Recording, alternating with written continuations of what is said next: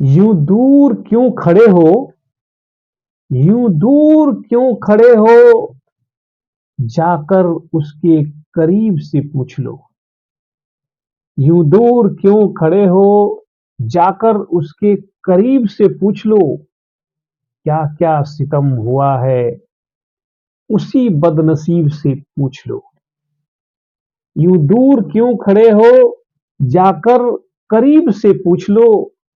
क्या क्या सितम हुआ है, उसी बदनसीब से पूछ लो।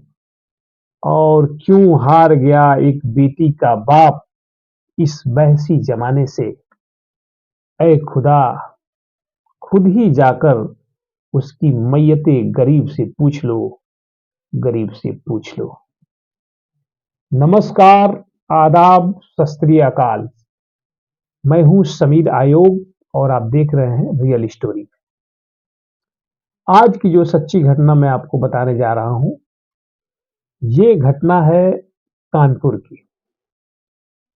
कानपुर की ये घटना एक ईंट भट्ठे की घटना है, जो मैं आज आपको बताने जा रहा हूं। ये घटना हमीरपुर सिसोला थाना के अंतर्गत आने वाली एक बरौनी जगह है, वहां एक ईंट भट्ठे की घटना है। ये घटना 28 फरवरी 2024 को घटी है, जो उस भट्ठे पर ही काम करने वाले मजदूरों की दो चचेरी बहनों के साथ ये हादसा हुआ है। ये बहुत ही दर्दनाक घटना हुई है। वो इसी भट्ठे पर ईंट पाथने का काम करने वाले दो भाई मजदूर, उनकी पत्नियां और ये दो बच्चियां वहीं से उसी भट्ठे पे काम करती थी। 28 फरवरी को शायद उसके माता पिता दोनों ही मट्टी निकालने या ईंट भट्टे में कुछ काम करने के लिए गए थे। लड़कियां घर पे थी, दोनों बच्चियां नाबालिग थी। दोनों बच्चियां घर में अपनी झोपड़ी में खाना बनाने या जो भी उनका अपना निजी काम होगा वो कर रही थी। उसी बीच वो वहां का जो मेन ठेकेदार है, जिसके अंतर्गत ये लोग काम करते हैं, उस ठेकेदार राम रूप का बेटा रज्जू और उसका एक भांजा है संजू। राम रूप ठेकेदार है और उसका एक बेटा और उसका एक भांजा, दोनों उस झोपड़ी के अंदर जाते हैं और झोपड़ी के अंदर जाकर उन लड़कियों के साथ बदसलूकियां करते हैं। उनके साथ जबरन जबरन उनके साथ रेप करते हैं। ये दोनों लड़के उसके साथ जबरन रेप करते हैं और उसकी अपनी मोबाइल से वीडियो भी बनाते हैं।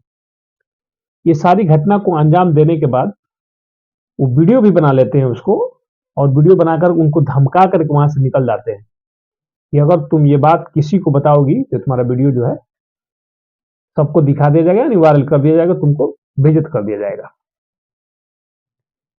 ये गरीब लड़कियां, अब आप सोच सकते हैं कि वो बच्चियां जो जिनके पिताजी ईंट भट्टे पे मजदूरी का काम करते हैं, ईंट पाथने का काम करते हैं, ईंट बनाने का काम करते हैं, वो कितने पढ़े लिखे, कितने समझदार और कितने पैसे वाले अमीर होंगे, आप समझ सकते हैं इस बात को।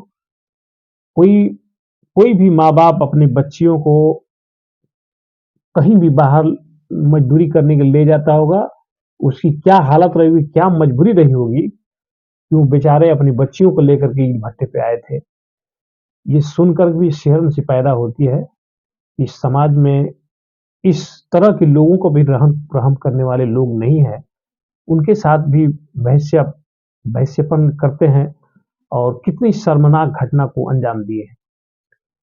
ये घटना हो जाने के बाद जो वो लड़के दोनों निकल जाते हैं वहां से उनके साथ गलत करके, फिर उसके बच्चियों के जब माता पिता आते हैं तो बच्चियां उनसे बताती हैं ये बात को।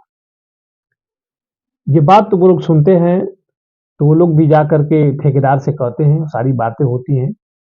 लेकिन ठेकेदार उनको मना करने के बजाय उसके परिवार के लोग इनको ही धमकी देने लगते हैं कि जो हुआ है भूल जाओ, चुपचाप से जो हो रहा है उसको होने दो। लेकिन लड़कियों को भी बार बार ये चीजों का दबाव आता था कि अगर तुमने किसी से, तुमने घर पे बात बता दी, अब तुम्हारा जो है वीडियो हम वायरल कर देंगे। एक दिन के बाद अभी ये सब चीज़ें हो ही रही थी, इसी बीच में 29 तारीख को यानी 29 फरवरी को ही वो दोनों लड़कियाँ माँ-बाप जब कहीं निकल गए, तो वो दोनों लड़कियाँ एक दुपट्टे के 2 टुकड़े करती हैं और एक पेड़ से अपने गले में लगा कर के दोनों आत्महत्या कर लेती हैं। ये बात सुनने के बाद पूरा हंगामा मच जाता है, चारों तरफ शोर हो जाता है, पुलिस आती है और पुलिस आकर के इन लाश को बरामद करती है, पोस्टमार्टम के लिए भेजा जाता है। ये सारी जो कार्रवाइयाँ होती हैं और रामरूप, रज्जू और संजू को पुलिस अपने कस्टडी में ले लेती है। लेकिन ये जो बाहर रामरूप की पत्नी और उसकी जो बहन थी, जो उसके भांजा था उसकी माँ, ये सारे औरतें जो है वो लोग तो जेल में चले जाते हैं तीनों, पुलिस उसको अरेस्ट कर लेती है। लेकिन ये 3 औरतें जो होती हैं घर की, वो उसकी माँ-बाप को धमकाना शुरू कर देती हैं कि तुम ये मुकदमा वापस ले लो, नहीं तो हम लोग पुलिस में वो करके तुम लोगों को ज़्यादा ही परेशान कर देंगे, या मतलब जिस तरह से धमकाना, डरवाना हो इस मामले को वापस लेने के लिए, ये सारा ये लोग काम अपने में करते हैं। लेकिन वो पिता कितना मजबूर होगा, कितना कमज़ोर होगा, कितना वो गरीब होगा कि वो इन सारे दबाव को, सारी जो चेतावनियाँ, धमकियाँ मिल रही थी, उसको सहन नहीं कर पाता है और 6 मार्च 2024 को खुदकुशी कर लेता है।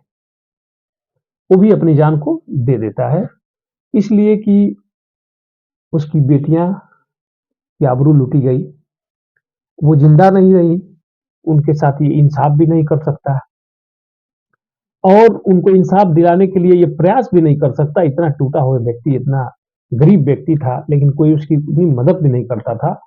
उस बेचारा देखा कि मैं इस समाज से लड़ नहीं पाऊँगा, इसलिए वो आत्महत्या कर लेता है। उसके मरने के बाद वहाँ का माहौल और भी गर्म हो जाता है। पुलिस के आला-आला अधिकारी, बड़े-बड़े, ये बात मुख्यमंत्री तक भी पहुँचती है उत्तर प्रदेश के, और इस पे पुलिस सख्त होती है और ये सारी चीज़ें अधिकारी जाते हैं 9 मार्च 2024 को और उस परिवार से मिल कर के, जो उसके लड़कियों का भाई था, उसकी माँ थी, इन सबों को मिल कर के 20-25 हज़ार रुपए एक दान के रूप में उनको संतावना के रूप में दिया जाता है। लेकिन वो काफ़ी नहीं है कि इस परिवार में जो घटना हुई है, घाटमपुर के पुलिस कमिश्नर, डीएम और ये आला अधिकारी आकर के उसके परिवार को 25,000 रुपए का मुआवजा देते हैं और उस भट्टे को सील कर दिए हैं। वहाँ पे एक्टिविटी जो है बंद है और सारे जो अपराधी थे उनको गिरफ्तार कर लिया गया है पुलिस द्वारा, और उस गाँव में जहाँ की रहने वाले लोग हैं, उस गाँव में जाकर के भी लोगों को थोड़ा संतुलित किया गया है कि किसी तरह की दुर्घटना न हो। इसको पुलिस ने काफ़ी गंभीरता से लिया है और अपराधियों को अब कोर्ट में पेश किया जाएगा, जो भी उनको सज़ा मिलेगी। इस बात की तो पुष्टि हो चुकी है, उनके साथ रेप हुआ था, पोस्टमार्टम रिपोर्ट में ये सारी चीज़ें आ गई हैं। अब कानून इनको सज़ा देगा। लेकिन दोस्तों, सबसे हैरान करने वाली बात ये है कि अब लड़कियों के मामले में गार्जियन को बहुत ही सचेत रहने की ज़रूरत है। चाहे वो किसी भी कैटेगरी की लड़की हो, पढ़ती हो, लिखती हो या मज़दूर हो या कामगार हो, किसी के साथ ये ऐसी दरिंदों से मुलाकात हो जाती है और उनके साथ जो है इस तरह की घटना हो जाती है, ये बहुत ही शर्मनाक है इस समाज के लिए। जबकि उसकी भी अपनी बहन होगी, माँ होगी, लेकिन ये नज़रिया पता नहीं क्यों इस समाज में पुलिस प्रशासन से या लोगों से भय नहीं रहता है कि ये लोग कैसे ऐसा कदम बढ़ा लेते हैं। इस पे बहुत ही सख्त होने की ज़रूरत है, इस समाज को जागरूक भी होने की ज़रूरत है कि हमारा समाज कहाँ जा रहा है। दोस्तों, कभी भी अपने परिवार की लड़कियों, बच्चियों के साथ कभी ऐसा अ, मतलब निसंकोच उनका ख़्याल रखें, उनकी देखभाल करें और कभी भी अपनी नज़र से उनको हटने ना दें। इसलिए कि कब कैसी सिचुएशन आती है, उनके साथ कब क्या हो जाता है, ये कोई नहीं जानता। इसलिए उनको ऐसी जगह पे ना जाने दें, जहाँ की उनकी सुरक्षा बढ़े। अगर कहीं ऐसी बात भी होती हो तो आप वहाँ रहें, नज़र रखें। कभी-कभी इंसान की मजबूरी होती है, जैसे उस गरीब आदमी की मजबूरी है कि वो अपने बच्चियों को भट्टे पे ले गया, भट्टे पे काम कराने के लिए, अपनी सहयोग करने के लिए, वो उसकी मजबूरी रही। लेकिन फिर भी हमको सचेत रहने की ज़रूरत है, जागरूक रहने की ज़रूरत है कि ये जो चीज़ है आज की डेट में बहुत गलत हो गई है, कहीं भी कुछ भी घटना हो जा रही है, इसलिए हमें जागरूक करने की ज़रूरत है, अपने परिवार को पूरी देखभाल करने की ज़रूरत है, अपनी बच्चियों को हमको सचेत करने, जागरूक करने और उनको समझदार करने की भी ज़रूरत है। इस तरह की कभी कोई बात हो तो उसको कैसे निपटें, ये भी हमारी ज़िम्मेदारी है। सत्यमेव जयते।